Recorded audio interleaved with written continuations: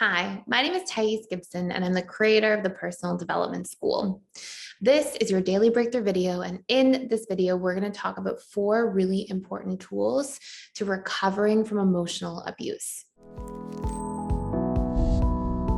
So if this is something that you've experienced because of past experiences that's currently going on in your life for many different potential reasons, if this is something that you've been struggling with, number one, as always, please try to exit this type of relationship, whatever form it may be taking, as immediately as possible. Please also seek out help and support wherever you can, because these situations can be quite challenging and oftentimes really confusing.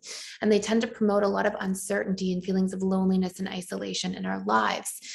Now, what we're going to cover in here specifically is if this is something that you've struggled with in your past, 4 really important tools for recovering.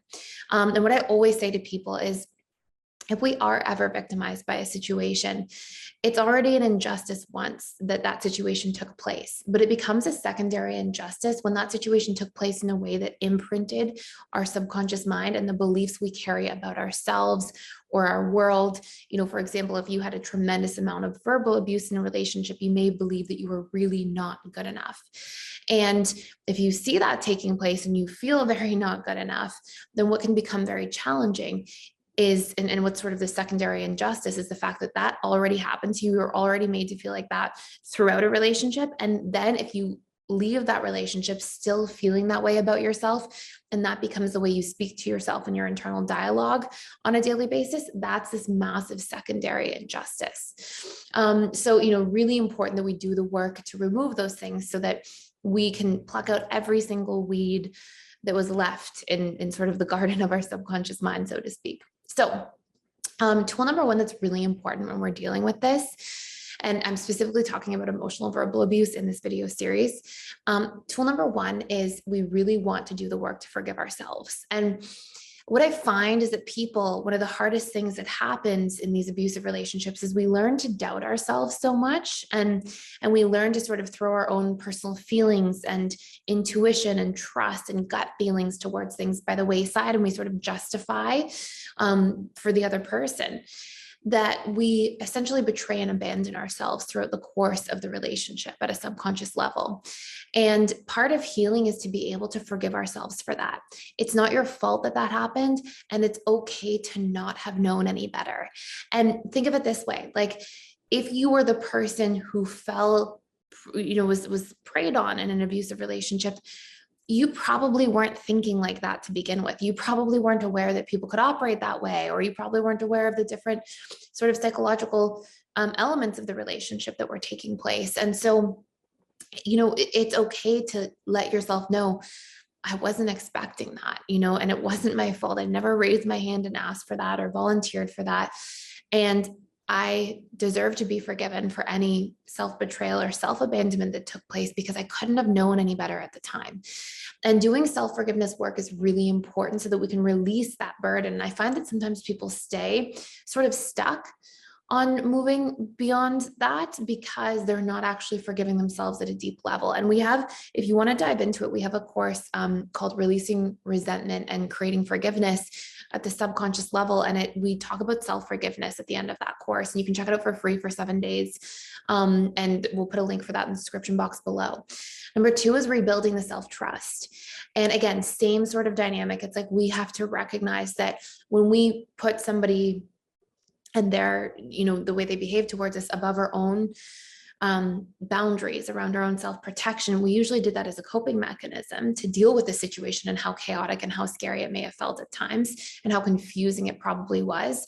But coming out of that, and part of like repairing from that dynamic will be to double down on trusting yourself again, learning to set your own boundaries, learning to communicate and be assertive, to trust yourself, to be able to follow through, to tune into your needs, to know what they are, and to assert them in your life and allow yourself to take up space. And it's such an important part of healing from these sorts of dynamics. And so repairing self-trust is huge. And again, if you want to check out for free for 7 days, we have an Overcoming Jealousy and Repairing Broken Trust course. And in the last module of that course, and again, you can go through it for free for 7 days. In that course, the very last module is all about repairing self-trust. And there's like this really in-depth worksheet you can follow for the steps, the tools, all the things that we need to go through to really do that reparation work. But a lot of it has to do with like boundaries, self-protection, learning that it's okay to take up space in the world and to allow yourself to be seen and heard and your needs to be met by other people, and feeling like you have your own back by being able to stand up for yourself and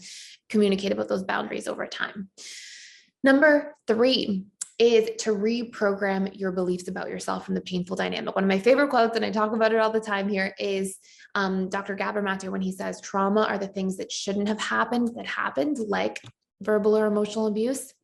And also trauma are the things that didn't happen that should have happened, like the unmet needs we had that we ached for, we yearned for, and weren't being met, or were being met very sparingly or intermittently in a way that sort of kept drawing us back into something that we know at a conscious level that we had to sort of get away from.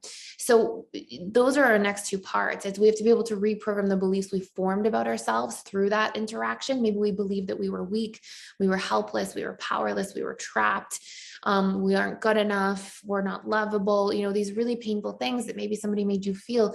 We have to come back and nurture those things out of our subconscious mind. We have to be able to say, no, I am worthy of love. Here's why. And we want to do reprogramming work specifically at the subconscious level, because your conscious mind usually knows better. And it's like, no, of course I'm not unlovable, but your subconscious mind may feel that way. And so we have to target that at the root.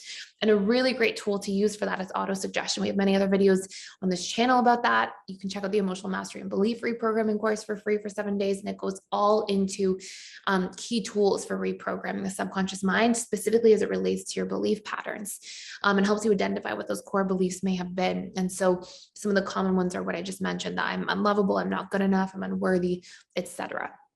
And number 4, we have to be able to meet those unmet needs. So we have to be able to find out what we were missing. Were we missing feeling a sense of safety or security? Were we missing feeling a sense of strength and courage and inner ability to protect ourselves, like protection of self? And then we have to go in and really pour into those needs and get those needs met in our lives now, and be able to like set out those boundaries, speak up for ourselves, feel heard. Like we have to get all those needs met. And we have to create strategies to do so. So those are 4 really powerful ways to start that journey and dig into it. Of course, I realized in this series, we did a lot about like mental, emotional abuse. Of course, if anybody's experiencing physical abuse, they follow these same paths, but obviously can have more severe adverse side effects, right? Just because of that extra tumultuousness of the physical component.